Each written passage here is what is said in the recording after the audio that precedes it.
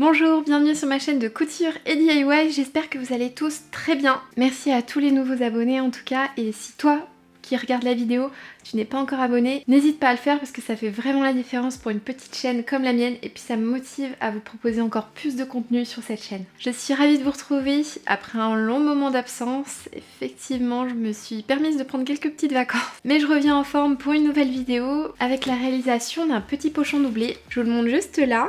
Alors je l'ai réalisé à partir de chutes de tissu, vous n'êtes pas obligé de le faire mais c'est vrai que si vous avez des chutes de tissu, profitez-en. Alors la particularité de ce petit pochon c'est qu'il est doublé et qu'il est personnalisé. J'avais déjà réalisé d'autres pochons mais sans doublure pour Noël par exemple.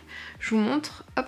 Alors un peu toutes les tailles, en plus à thème par exemple là on voit bien que c'était pour Noël. Ça vous permet en fait de faire un cadeau écologique dans le sens où votre cadeau au lieu d'être emballé dans du papier cadeau, papier qui va être déchiré, là on opte pour des emballages qui se réutilisent à l'infini. Alors ce petit pochon, ça va être pourquoi? C'est un petit cadeau de naissance pour ma part. Il y a le collègue à mon compagnon qui vient d'avoir avec sa femme une petite fille du nom de Nelia. On attendait en fait de savoir le nom pour que je puisse réaliser le petit pochon et le personnaliser quand même avec son nom vu que les cadeaux dedans ne sont pas personnalisés. Vu que je les ai fait en amont pendant que j'avais du temps.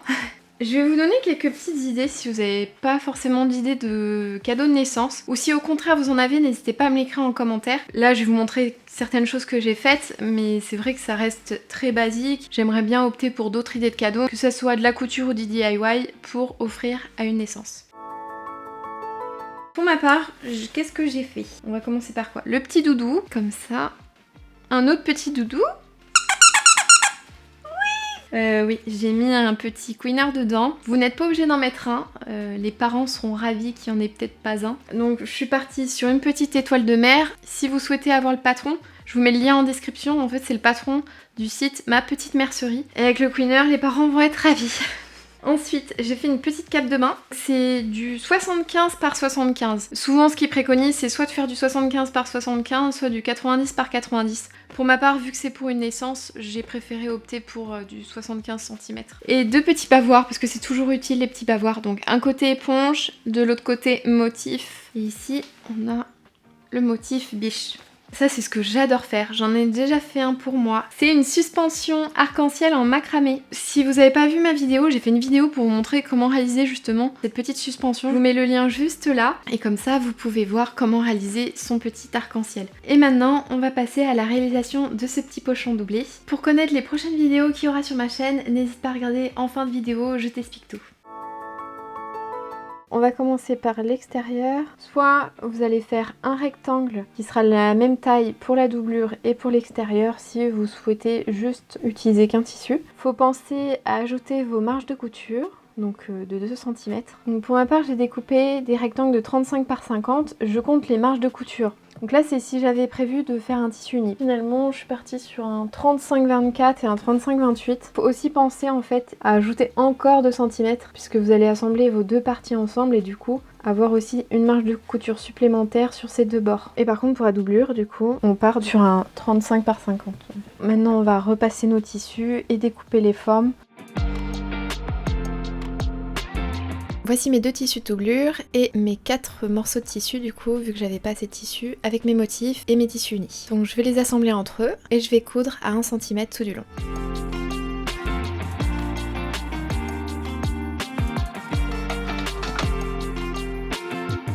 Je positionne mes deux tissus extérieurs endroit contre endroit, puis je fais un marquage à 4 et 6 cm de part et d'autre du haut de mon pochon. J'épingle le tout.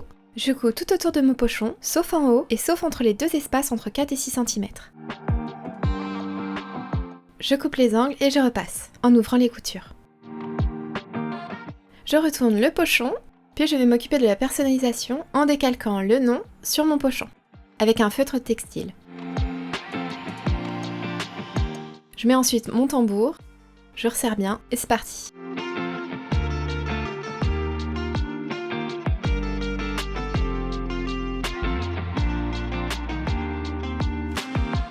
Donc maintenant j'ai fini de broder le petit nom personnalisé sur le petit pochon. On le remet à l'envers. Je vais repasser un petit coup de fer un petit peu partout. Et ensuite on va s'occuper de la doublure. Maintenant je vais passer à la doublure. Donc je vais coudre les côtés et le bas à 1 cm en laissant une ouverture en bas de 5 cm à peu près. Donc on est à l'envers.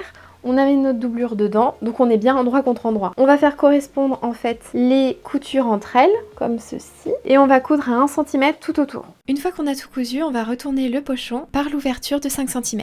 Puis on referme l'ouverture au point droit. Je mets la doublure à l'intérieur et je repasse mon pochon. Je fais un marquage tout du long de 3 et 5 cm. On vérifie bien que ça correspond à nos ouvertures.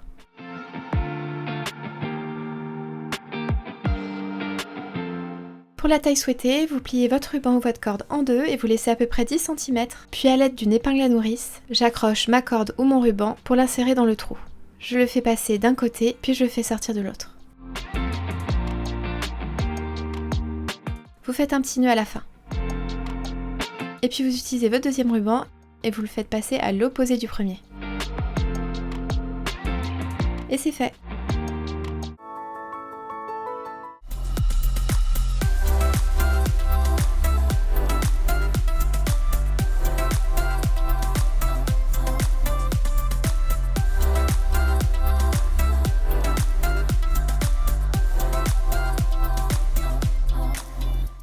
Cette vidéo touche à sa fin, merci d'avoir regardé la vidéo jusqu'au bout. Si t'as aimé la vidéo, comme toujours, n'oublie pas de laisser un petit pouce vers le haut et de t'abonner en activant la cloche. Comme ça, tu seras au courant de toutes mes prochaines vidéos qui arrivent très vite. Pour les prochaines vidéos sur ma chaîne, il y a une vidéo sur les 10 erreurs à éviter quand on débute la couture. Ce sont des erreurs malheureusement que j'ai rencontrées quand j'ai débuté la couture. Octobre Rose arrive bientôt et ça va être le mois pour réaliser des coussins cœur pour justement les personnes qui viennent de se faire opérer du sein. Ensuite, j'ai hâte aussi de vous montrer une vidéo. Alors c'est une inspiration que j'ai vue sur Instagram, sur le compte Happy as a Bee. C'est la réalisation d'une photo brodée.